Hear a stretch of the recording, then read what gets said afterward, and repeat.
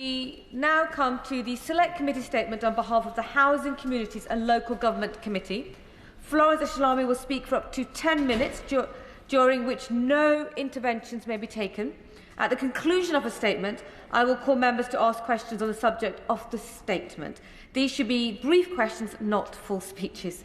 Can I emphasise that questions should be directed to the Select Committee Chair and not the relevant Government Minister. Front benchers may take part in questioning, and I call Florence Eshalomi. Thank you, Madam Deputy Speaker. Today, the Housing, Communities and Local Government Select Committee publishes our first report following our Children in Temporary Accommodation inquiry. I'd like to thank the Backbench Business Committee for kindly granting time for this statement and to thank the committee staff for their assistance producing this report. Madam Deputy Speaker, this morning over 164,000 children woke up without a permanent roof over their head. Their parents not able to sleep, worrying about making the long journey to work and school, about the state of their accommodation, and about when they will finally get a home of their own. And when the numbers of children in temporary accommodation rose by 15% in the last year alone, we know there will not be an overnight fix to this problem. That's why our first inquiry as a part of this Parliament focused on the stories of children in temporary accommodation, the impact that the increase in amount of time families are spending in what should be temporary accommodation is having on these children. Because how can we expect children to have the best start in life when they're living out of suitcases? How can we expect them to grow up without the basics of a private bathroom or kitchen? How can we expect them to be ready for school if it takes them hours to get there on a route that's always changing? Madam Deputy Speaker, when a family with children becomes homeless, their local authority has a duty to provide housing for them until they can settle in a more permanent home. This temporary housing could be private rented properties, short-term social housing, council-owned properties, or nightly paid accommodation such as B&Bs and hotels. Our inquiry found that far too often, temporary accommodation is completely inappropriate for families and in some cases is unfit for habitation.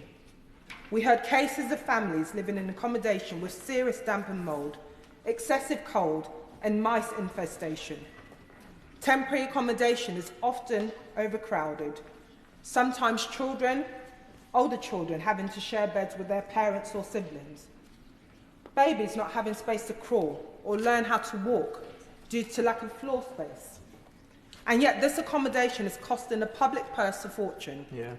In 2023 to 2024, local authorities in England spent around £2.29 billion on temporary accommodation. London boroughs alone currently spend £4 million a day on temporary accommodation. The cost of homelessness service has led to at least one local authority to apply for exceptional financial support from the government.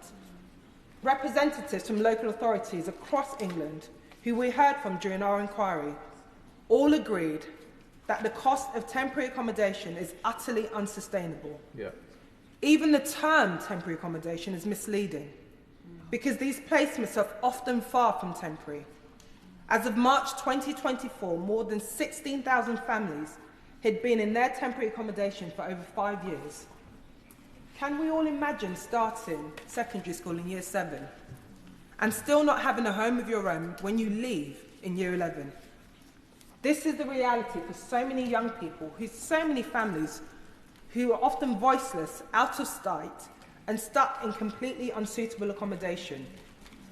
And so our report is titled England's Homeless Children, the Crisis in Temporary Accommodation. It was apparent to us that not only do we have a housing crisis in England, but there is now an acute crisis in temporary accommodation too. During our inquiry, we heard cases where conditions are so appalling they were having a negative impact on children's health. We heard how housing conditions are contributing to respiratory illness, sleep deprivation and mental health conditions in children. And Madam Deputy Speaker, most shockingly of all, we heard that temporary accommodation has been a contributing factor to the deaths of at least 74 children in the last 5 years. Of these children, 58 were under the age of 1. In one of the richest countries in the world, this is shameful. Yeah. This alone should inspire all of us to act urgently to bring an end to this crisis before more innocent lives are lost. Why then are local authorities not required to inspect the quality of their temporary accommodation at all? There is currently no requirement for local housing departments to carry out in-person checks on properties being used. Our report recommends that local authorities should be carrying out mandatory inspections of housing before it is used as temporary accommodation, and whenever new residents are placed there, to ensure the basic levels of suitability for children and their families. Perhaps the worst form of temporary accommodation is bed and breakfast accommodation. B&Bs are self-contained, meaning families must share facilities with complete strangers. We heard alarming cases of prison leavers sharing bathrooms and kitchens with families. We heard evidence of families being placed in housing with men with a history of domestic abuse. Local authorities must work with the government to put an end to these mixed placements, to mitigate the clear safeguarding risks. Demand pressures in some areas have forced local authorities to place homeless children in temporary accommodation outside of their local area. Families are often left with no choice but to move away from everybody and everything they know, their friends, their support network, sometimes not knowing when or if they will ever return.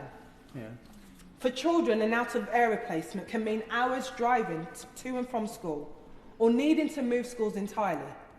Just last week, new research from the Children's Commissioner highlighted a stark link between the number of children in temporary accommodation and those with low GCSE results. Only 38% of children who moved homes 5 times achieved GCSE results, 5 GCSE results, compared to 65% of children who had only 1 home address. Whilst we were not able to consider this latest evidence in our inquiry, these findings demonstrate why we need to keep improving data collection and reporting across public services so we can fully understand the health and education impacts of child homelessness. We also recommend that the government must establish a formalised notification system so that a child's school and GP are alerted when they become homeless. The government has set up an interministerial group which will publish a strategy on ending homelessness later this year. Whilst we welcome the government's announcement on this, we recommend that the interministerial group should link the welfare reforms and homelessness, particularly the refreezing of the local housing allowance. Fundamentally, England's housing crisis is an affordability crisis, and the same can be said of the temporary accommodation. We know what has caused this. There has been a failure of successive governments over decades to deliver new homes. As a committee, we support the government's ambition to deliver 1.5 million new homes during this Parliament. But we also stand ready to help scrutinise those plans as they come forward. We must ensure that these new homes are safe, of high quality and generally affordable. And of course, a long-term part of this strategy is a national target for social affordable rent homes to promote this in the housing mix. But clearly, building these homes is the long-term objective. Those 164,000 children and their families in temporary accommodation cannot wait. They need immediate response from the government. And this is personal for me. I still remember being placed in temporary accommodation in B&B in King's Cross. I remember the joy and the relief of receiving our home, those keys, somewhere we could build a home, not having to carry your belongings around in a black bag. And I know that sadly for 164,000 children in temporary accommodation, they will have to wait years for that same feeling, and they will continue to suffer under an unacceptable system for so long. I'd like to thank my fellow committee members, the many different homeless organisations, local authorities and others who presented evidence to our committee as part of this inquiry. We look forward to receiving the government's response, and I commend this report to the House. Hillier. Thank you, Madam Deputy Speaker, and I commend my honourable friend not just for this report but for her strong leadership of the committee dealing with housing and local government. And she describes in this report, the committee describes in this report, the very real life of the 377 1,000 children in temporary accommodation from my borough, enough to fill 8 primary schools. So there are other impacts of this as well. But she talked about what the government is doing, and in the report she talks about the report that's expected in July of this year. Can she give me any indication, or the House any indication, that this report will be coming, and also what her committee will be doing to follow up on that? I thank my fellow chair, the chair of the Treasury Select Committee. This is really important, and as we said, we welcome the government's interministerial group. We know that they're meeting on a regular basis to consider some of the key findings, and it's vital that they are working to end homelessness across the UK. One of the key issues that we are pushing the government on is around bringing forward that strategy before the end of the summer recess, so that local authorities, charities, organisations can plan before the vital summer holiday, where we'll see sadly more children being shunted from one borough to another if we don't get to grips on this. Can I commend the Honourable Lady for Vauxhall and Camberwell Green for the Honourable Lady has a big heart, and I thank her for leadership in the committee and for doing all that. It's right to address the issue of homeless children, the rental accommodation too expensive, the demand for social housing, multiple families living in one household, and mould and damp. Could I ask the Honourable Lady to do this? This report is excellent and it puts forward the issues, but it also puts forward some of the recommendations.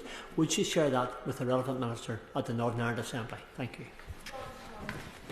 I'm always happy to see the Honourable Member for Strangford in the Chamber, and I think he makes an excellent point. It's around making sure we share our learnings right across the UK and Ireland, so very happy to do that. Naushabah. Thank you, Madam Deputy Speaker, and can I thank my honourable friend and also the Chair of the Select Committee that I also sit on for presenting the report here today. We've heard some really compelling evidence during this inquiry. My question is just, does she agree with me that some of the evidence that we heard, particularly around out-of-borough placements, the impact that they have on children, families, but also on the host boroughs, is something that we need to be looking at very carefully as a government, and particularly thinking about future legislation?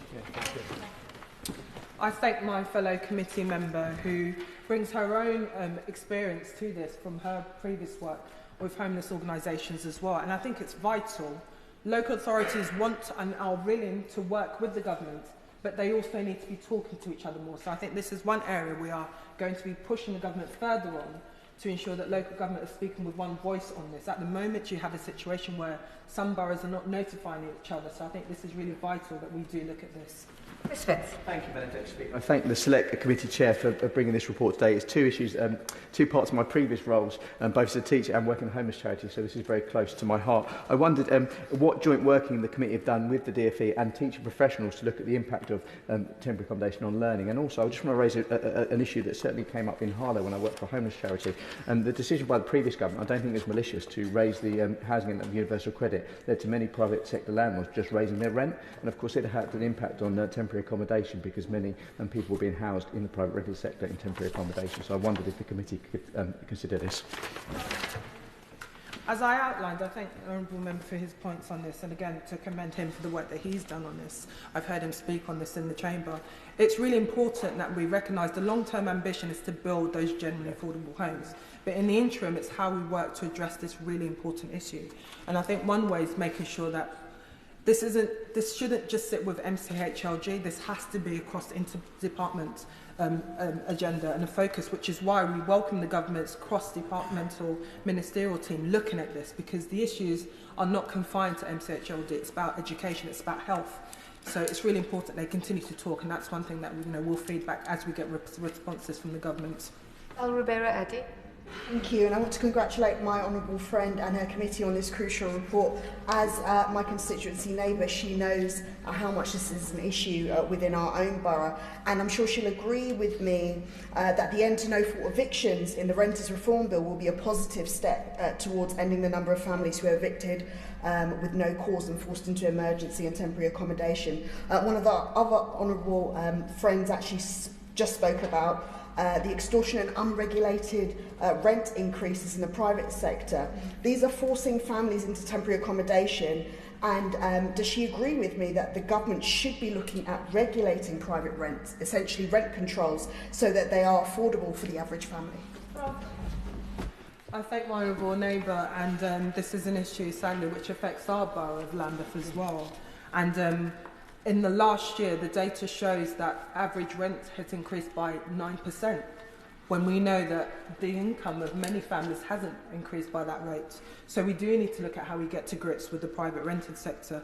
Like I said, the reality is we cannot build these homes tomorrow, so more people will continue to rent, and it's about working with local councils, housing associations and other organisations to make sure that the rent being charged is fair, but most importantly, the conditions in the properties are being addressed, because I think we're seeing a situation where over £2.29 billion is being spent on accommodation that's frankly unreasonable, and this is where we need to get to the grips with what's happening. Ian Conlon. Thank you, Madam Deputy Speaker. Can I thank my honourable friend and the committee for bringing forward this report as well. There are too many children in Beckenham and Penge living in temporary accommodation, and I know from speaking to local head teachers and others the impact it has on every aspect and every corner of their lives, from their education to health and well-being. Does she agree with me we are only going to make progress in improving outcomes in other areas when we have tackled this crisis?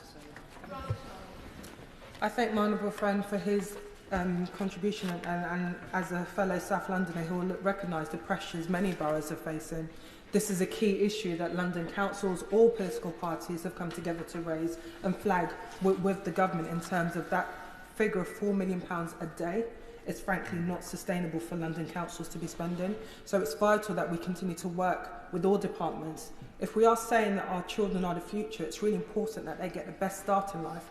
We have situations where children do not have space to crawl. Their first few years are hindered by this. So it's really vital that we look at how we address and tackle this issue. It's the end of the Select Committee statements. I will give a moment for the front benches to swap over.